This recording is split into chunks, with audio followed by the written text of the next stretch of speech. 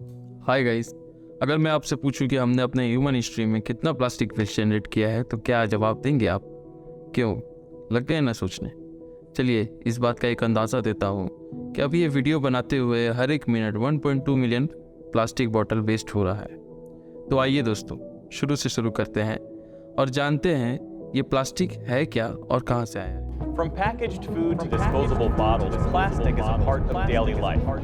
8 million metric tons, that's the amount of plastic dumped into the oceans each year. Every minute, an entire garbage truck worth of plastic waste is dumped into the world ocean. More than 10 times as much plastic is being found in the Atlantic Ocean. दरअसल जो plastic word है वो Greek word प्लास्टिकोस से आया है, जिसका मतलब एक ऐसी चीज़ है जो आसानी से मुड़ सके और किसी भी आकार या शेप में डल सके। दोस्तों, उस ज़माने में फूड कोटिंग्स, कॉस्मेटिक्स, वार्निशेस के लिए शेलैक नाम का एक प्रोडक्ट यूज़ किया जाता था, जो कि एक नेचुरल ग्लू था और डेंटिस्ट्री में आर्टिफिशियल टीथ का होल्डिंग बनाने में मेडिसिन के ऊपर कोटिंग्स के तौर पर काफ़ी यूज़ किया जाता था। ये प्रोडक्ट एक फीमेल लैक बीटल के स्टिकी एक्सक्रीशन यानी उनके विष से मिलता था, जो पेड़ों के ब्रांचेस से कलेक्ट किया जाता था। शेलेक एक नेचुरल प्रोडक्ट था, जिसके कारण अलेक्जेंडर पार्क्स नाम के एक इन्वेंटर, जो कि बर्मिंघम के निवासी थे, उन्होंने कॉटन को एसिड्स में मिलाकर सेल्यूलोज नाइट्रेट बनाया। वो शेलेक का एक सिंथेटिक सब्स्टिट्यूट वाटर प्रूफिंग के लिए बनाना चाहते थे, बट अनफॉर्चुनेटली उनका ये सब्स्टिट्यूट का एक्सपेरिमेंट फेल हो गया। लेकिन बाद में इसी फेल एक्सपेरिमेंट ने इस दुनिया को पहला मैन मेड प्लास्टिक दिया, जिसका नाम उन्होंने अपने नाम पर पार्किसिन रखा था। शुरू में पार्किसिन की मार्केटिंग आइवरी के सब्स्टिट्यूट के तौर पर की गई थी और इसका यूज़ छोटे मोटे कामों पे काफ़ी यूज़ किया जाता था, जैसे jewellery, buttons, fountain pens, brushes, handles. ये काफ़ी चीप और कलरफुल सब्स्टिट्यूट था आइवरी और टोर्टोइस शेल का, पर इतना यूज़फुल और इतना चीप सब्स्टिट्यूट होने के बावजूद ये कमर्शियली फेल हो जाता है। पार्किसिन पहली बार दुनिया के सामने 1862 के इंटरनेशनल एग्जीबिशन में आया था, जो कि लंदन में हुआ था, और इसी की वजह से अलेक्जेंडर पार्क्स को इस एग्जीबिशन में ब्रॉन्ज मेडल भी मिला था। हालांकि पार्किसिन फुली सिंथेटिक प्लास्टिक नहीं था और प्लास्टिक का आविष्कार यहाँ तक खत्म नहीं हुआ था, बल्कि ये तो शुरुआत थी प्लास्टिक के और आगे बढ़ने की। तो इसकी शुरुआत होती है 1863 से, जब न्यूयॉर्क की एक फर्म $10,000 इनाम रखती है उस इंसान के लिए जो आइवरी का सब्स्टिट्यूट लेके आएगा। आपके दिमाग में एक सवाल उठ रहा होगा कि आखिर ये आइवरी क्या है और इसकी यूज़ क्या है, और आखिर इसके सब्स्टिट्यूट के लिए न्यूयॉर्क की फर्म $10,000 तक इनाम क्यों देती है? एक्चुअली हाथी के दांत को आइवरी कहा जाता है, और उस समय बिलियर्ड्स गेम बहुत पॉपुलर था, जिसका बॉल आइवरी से बनता था।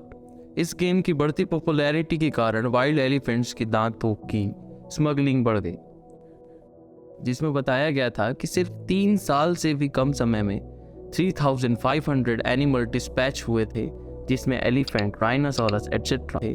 और अगेन इस गेम की बढ़ती पॉपुलैरिटी के कारण नेचुरल आइवरी के सप्लाई में प्रेशर पड़ने लगा, और एक रीज़न ये भी है कि कहीं ना कहीं इस समय आइवरी का बहुत यूजेस था, और इसको मीट करने के लिए वाइल्ड एलिफेंट्स का एक्सप्लॉयटेशन बहुत बढ़ गया था। और फिर भी ये काफ़ी नहीं था। ये समय आ गया था कि जब लोगों को पता लगने लगा था कि आइवरी के सब्स्टिट्यूट बनाना बहुत ज़रूरी है। अब तो आपको समझ में आ ही गया होगा कि $10,000 इनाम आखिर क्यों रखा गया था। और यही एंट्री होती है जॉन वेस्ले हयात की, जिन्होंने न्यूयॉर्क फर्म के ऑफर से इंस्पायर होकर 1869 में फर्स्ट सिंथेटिक पॉलीमर का इन्वेंशन किया। सेल्यूलोज, जो कि एक नेचुरल सब्सटेंस है जो कॉटन फाइबर से डिराइव किया जाता है, उसको कैम्फर के साथ मिक्स करके बनाया गया था, और इस इन्वेंशन को करने में जॉन वेस्ले हयात को 7 साल लग गए थे। इस प्लास्टिक के इन्वेंशन से पहले बहुत से एनिमल का एक्सप्लॉयटेशन किया जाता था, जैसे हॉक बिल टर्टल का शेल का यूज़ फैशन कॉम्प, कैटल हॉर्न्स का यूज़ अमेरिकन कॉम्प मेकर कंपनी करती थी। लेकिन ये प्लास्टिक का इन्वेंशन बहुत ही रिवोल्यूशनरी था, क्योंकि इसके इन्वेंशन के बाद ये सारे एनिमल्स का एक्सप्लॉयटेशन कम हो गया था। पहली बार ह्यूमन कॉन्स्ट्रेंट नहीं थे किसी भी चीज़ को बनाने में। इससे पहले नेचर ने हमें सिर्फ would, metal, stone, bone supply किया था, बट अब ह्यूमन किसी भी नई चीज़ को बनाने से नहीं रुक सकते थे। इस डेवलपमेंट से ह्यूमन ही नहीं बट नेचर को भी बहुत फ़ायदे हुए। सेलुलॉइड एक वंडरफुल सब्स्टिट्यूट था आइवरी के लिए। हालांकि हयात कभी भी $10,000 नहीं जीत पाए क्योंकि ये बिलियर्ड्स बॉल के लिए अच्छा नहीं था। इसके बॉल के टकराव से शॉटगन से बुलेट्स के निकलने जैसा साउंड प्रोड्यूस होता था। इस पर एक कोलोराडो के सलून कीपर ने हयात से कहा, he didn't mind but every time the ball collided every man in the room pulled a gun. Celluloid से बनने वाला पहला प्रोडक्ट हेयर कॉम था क्योंकि वो वुड की तरह स्लिमी, मेटल की तरह कोरॉइड, आइवरी की तरह क्रैक भी नहीं होता था। सेलुलॉइड तब आया था जब कंट्रीज एग्रेरियन इकोनॉमी से इंडस्ट्रियल इकोनॉमी में चेंज हो रहे थे, जहां लोग फैक्ट्रीज में बने प्रोडक्ट्स लेने लगे थे। इसके बाद कहानी आगे बढ़ती है। 38 ईयर्स लेटर 1907 जब बेल्जियम में एक केमिस्ट लियो बैकलैंड ने फुली सिंथेटिक प्लास्टिक का आविष्कार किया जिसमें एक भी नेचुरल सब्सटेंस का यूज़ नहीं किया गया था। इस सिंथेटिक प्लास्टिक का नाम उन्होंने बैकलाइट रखा। लियो बैकलैंडर को फादर ऑफ प्लास्टिक भी बोला जाता है।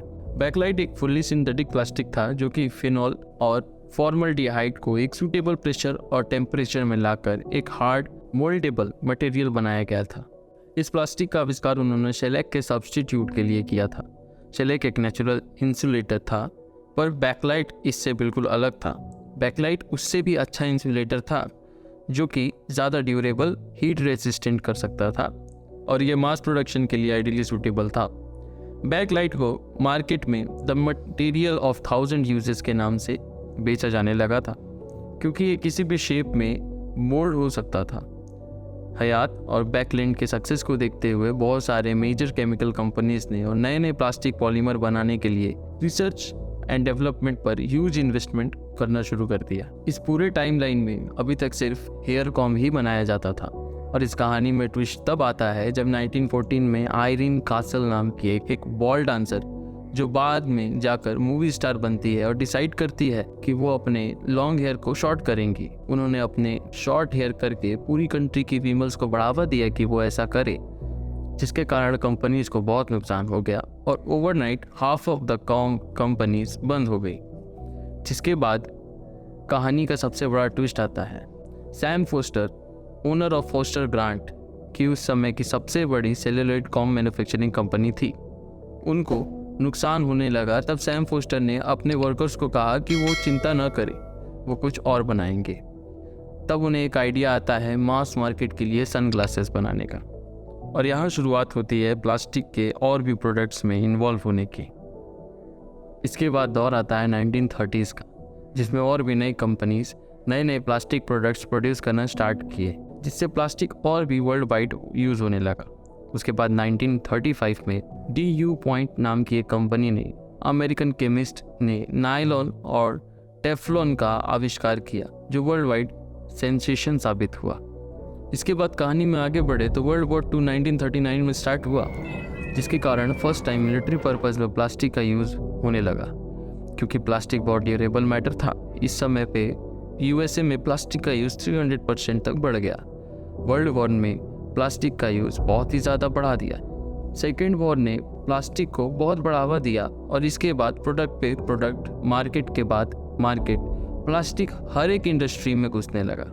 ऑटोमोबाइल से लेकर डेयरी तक हर जगह, जो आप सोच सकते हैं। तो आखिर इतना यूज़फुल प्लास्टिक, इतना वेस्ट प्लास्टिक कैसे बन गया जो ह्यूमन लाइफ के लिए खतरा बन गया है, जानेंगे इस वीडियो के नेक्स्ट पार्ट में।